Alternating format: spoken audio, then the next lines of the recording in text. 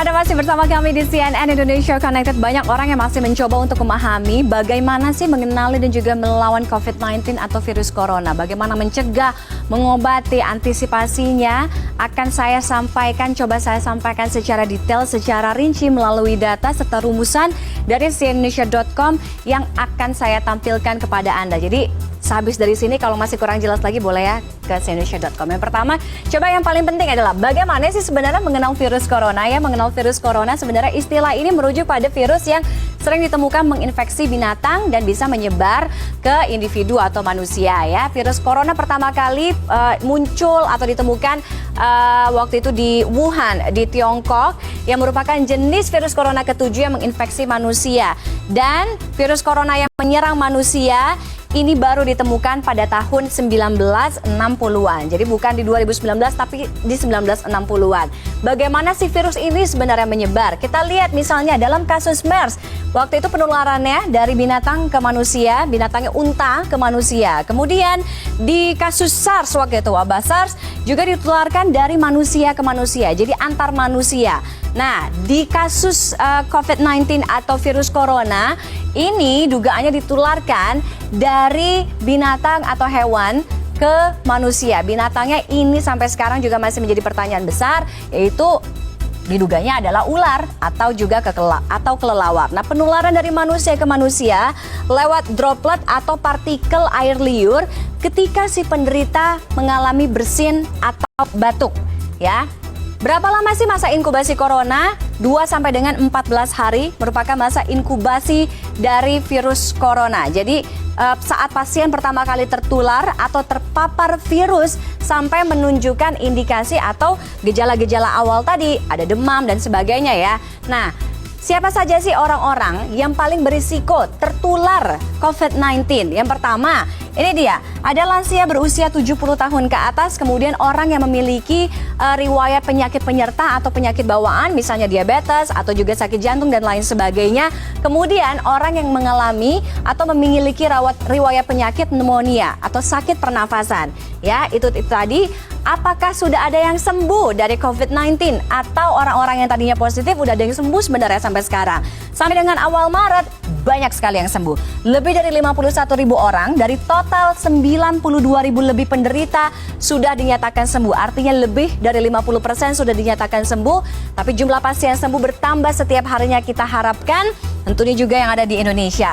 Lalu, kita tahu beberapa waktu yang lalu WHO juga sudah memberlakukan status pandemi global untuk COVID-19. Ya, ini jadi pandemi atau wabah yang meluas ke berbagai negara, tidak hanya satu benua tapi beberapa benua. Nah, kriterianya adalah virus pertama menyebabkan kematian. Penularan virus dari orang ke orang terus berlanjut tidak terkendali dan virus hampir menyebar ke seluruh dunia. Itu tadi mengenal awal virus corona. Nah, mencegahnya seperti apa? Yang pertama gampang banget, rajin-rajin cuci tangan ya. Jadi sekarang kalau misalnya biasa cuci tangan kalau makan aja, sekarang sering-sering cuci tangan. Minimal 30 menit sekali, 1 jam sekali kalau Anda beraktivitas cuci tangan. Kalau misalnya nggak memungkinkan cuci tangan, bawa deh hand sanitizer ya. Hand sanitizer taruh di kantong, taruh di tas, di mana aja. Tapi harus ada minimum atau minimal kadar alkohol yaitu 60%. Yang paling penting juga adalah social distancing. Jadi social distancing, jaga jarak antara satu orang dengan orang yang lain. Kemudian jangan menyentuh bagian muka, misalnya hidung. Kemudian habis itu mulut, mata dengan tangan Anda. Ya, coba dihindari hal-hal itu. Kalau masih kebiasaan, coba deh jangan. Kemudian ketika bersin, etika bersin yang batuk dan benar seperti apa sih? Jadi kalau misalnya udah tahu lagi batuk atau lagi flu, lagi suka bersin-bersin, jangan sembarangan gitu. Jadi kalau ada etikanya juga. Anda mungkin bisa menggunakan bahu Anda seperti ini ya. Jadi tisu atau bisa pakai tisu juga bisa menggunakan siku Anda. Lalu tisunya jangan dipakai lagi, buang ke tempat sampah. Setelah itu cuci tangan lagi menggunakan sabun atau hand sanitizer tadi kalau misalnya nggak ada sabun. Kapan sih harus cuci tangan menggunakan air dan sabun? Saat secara kasat mata tangan terlihat kotor, buang air, batuk, bersin, kontak mungkin atau berinteraksi dengan orang yang sakit, sebelum makan, setelah menggunakan toilet gitu, setelah bersentuhan dengan hewan, rajin-rajin cuci tangan. Nah, cuci tangan yang baik juga jangan asal ya. Jadi, basahi tangan dengan air bersih dan mengalir selama 20 detik. Ya, jadi misalnya saya susah nih, jadi ada air ya, kemudian kurang lebih 20 detik, kemudian pakai sabun yang punya kandungan antiseptiknya, cuci, gosok tangan, ini mulai dari punggung tangan sampai dengan sela-sela jari ya. Jadi punggung tangan, sela-sela jari, jangan cuma telapaknya aja yang digosok. Lalu bersihkan bagian di bawah kuku Anda. Jadi kuku-kuku ini juga bisa jadi sarang bakteri ya kalau misalnya nggak dicuci. Kemudian bilas air bersih, keringkan dengan handuk. Itu yang harus Anda lakukan sekarang, jadi jangan asal cuci ya. Kemudian cara menggunakan hand sanitizer, kalau tadi sabun nggak ada, cari hand sanitizer yang minimal kadar alkoholnya 60%. Teteskan hand sanitizer ke tangan Anda 1 sampai dengan 2 tetes, sama kayak cuci tangan, tidak hanya di telapak tapi di punggung, kemudian di celah-celah jari, kemudian di antara kuku-kuku, itu yang harus Anda tempelkan atau taruh sanitizernya, kemudian sampai tangan Anda atau hand sanitizer-nya mengering. Nah, kalau misalnya nggak ada hand sanitizer gimana? WHO memberikan formulasi untuk membuat hand sanitizer sendiri. Ini caranya ya. Masukkan ke dalam wadah 1000 ml, tuangkan ketiga bahan, ada isopropil, alkohol, hidrogen peroksida, dan juga gliserol. Tambahkan air, kocok perlahan supaya semuanya kecampur, jadi gampang banget. Nah, perlu nggak sih sebenarnya menggunakan masker? Ya, masker sebenarnya hanya digunakan dalam kondisi kalau misalnya Anda memang merasa Anda sakit ya. Itu harus Anda gunakan. Atau Anda hanya perlu masker saat menangani pasien yang punya gejala COVID-19.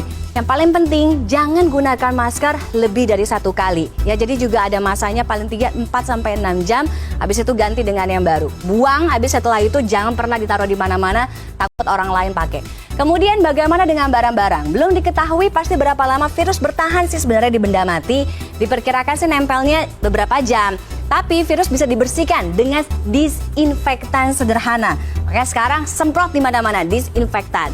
Cara menjaga imunitas tubuh, makan makanan bergizi, buah, sayur, tidur istirahat cukup, air putih, semuanya campuran jahe, lemon, semuanya harus terpenuhi ya. Apa yang harus dilakukan kalau Anda ada di tempat terbuka? Udah dibilang social distancing. Kalau kepaksa banget keluar, tetap social distancing ya. Jadi jaga jarak antar orang, kurangi kontak dengan pintu, cuci tangan, tadi waspada meletakkan tas di lantai bus, kereta, atau kendaraan-kendaraan atau angkutan umum, hindari mengeluarkan telepon genggam, atau Anda bisa nih sebenarnya lap-lap gitu ya, bersihin HP Anda atau gadget Anda dengan alkohol. Banyak juga kok dijual di apotek sekarang ya. Tidak ngemil di transportasi umum untuk menghindari kontaminasi dari tangan ya. Social distancing itu perlu jaga jarak antara satu orang dengan orang yang lain. Kenapa penting? Untuk menghindari hal-hal atau virus-virus penyakit ini bisa menular.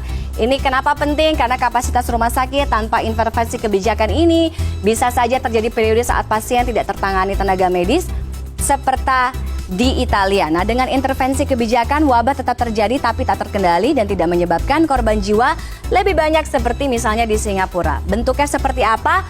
Kurang lebih seperti ini, jaga jarak sampai 1-2 meter, kemudian jauhi kerumunan, jangan berjabat tangan, kurangi frekuensi untuk pergi ke tempat-tempat yang ramai. Itu tadi ya. Berikutnya, cara mengobati corona itu seperti apa sih? Gejala orang-orang yang terkena virus corona atau COVID-19. Yang paling umum sih kalau misalnya Anda mengalami demam, kemudian batuk, ada sakit kepala, dan yang paling penting sesak nafas. Tapi sesak nafasnya yang berat banget, yang nggak biasa. Nah, hanya sedikit pasien COVID-19 yang melaporkan katanya ada sakit tenggorokan, flu atau pilek, bersin-bersin, kemudian ada juga yang muntah-muntah. Apa yang harus dilakukan Anda kalau misalnya punya gejala-gejala yang tadi? Tetap di rumah, self-isolated jika kondisi badan tidak fit agar tidak menulari orang lain. Pakai masker, jaga etika bersin, batuk. Hubungi hotline Kemenkes, ada nomornya 021 521 0411 dan 08 12 12 12 3119. Kasih tahu lengkap bagaimana kondisi fisik Anda, kemudian riwayat perjalanan Anda seperti apa, kemudian nanti petugas medis atau pihak rumah sakit, pihak yang berwenang akan mengarahkan Anda untuk mendapatkan tindakan yang tepat ya. Itu tadi, kita lihat perlukah membatasi perjalanan ke luar negeri untuk mengantisipasi corona, perlu WHO menyatakan tidak perlu jalan ke luar negeri. Jadi di masa-masa yang sekarang ini social distancing, bekerja dari rumah, belajar dari rumah itu yang paling penting kita lakukan ya. Itu tadi Anda bisa baca selengkapnya di cnnindonesia.com terkait seluk-beluk mengenai corona, bagaimana mengobati, apa itu virus corona, mencegahnya seperti apa di cnnindonesia.com.